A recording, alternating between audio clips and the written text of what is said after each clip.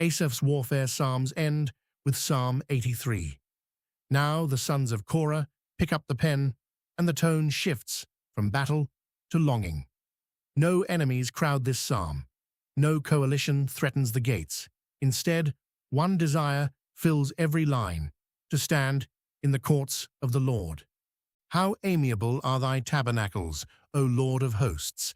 Psalm 84, verse 1.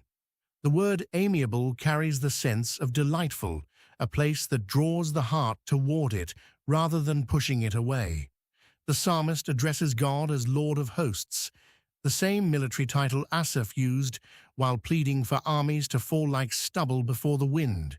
Here, that mighty God is not marching against enemies. He is dwelling in tabernacles, plural, pointing to the entire complex of the sanctuary, the courts, the chambers, every space where his presence touches ground.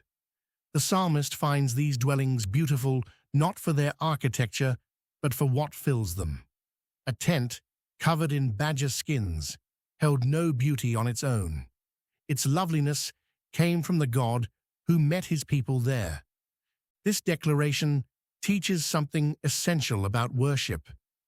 Beauty in the things of God is not measured by human craftsmanship or grandeur. Solomon's temple would one day gleam with gold and cedar, but the wilderness tabernacle wore no such glory, and still the psalmist calls it amiable. The presence of God transforms plain canvas into something the soul longs for.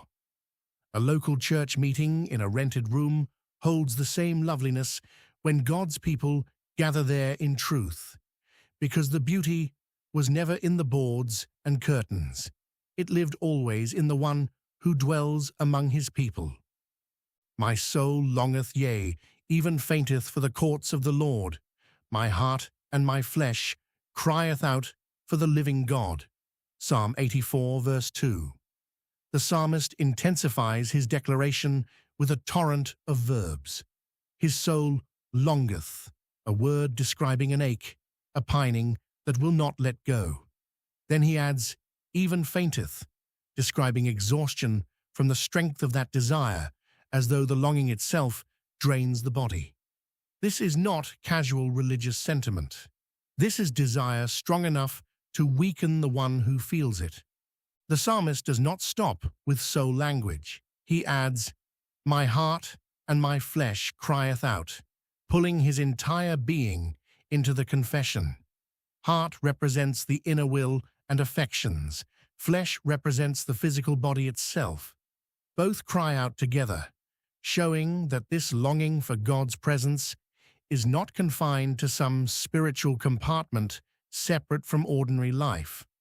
The whole person, inside and out, wants nothing more than nearness to the living God, a title distinguishing him from every idol Israel had chased and every false god the surrounding nations worshipped. Idols have no life in them and cannot satisfy a soul that longs.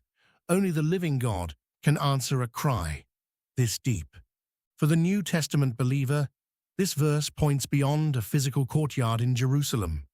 Jesus tells the woman at the well that true worshippers will worship the Father in spirit and in truth. John 4, verse 24, no longer bound to one temple location. Paul reminds believers that their own bodies are now the temple of the Holy Ghost. 1 Corinthians 6, verse 19.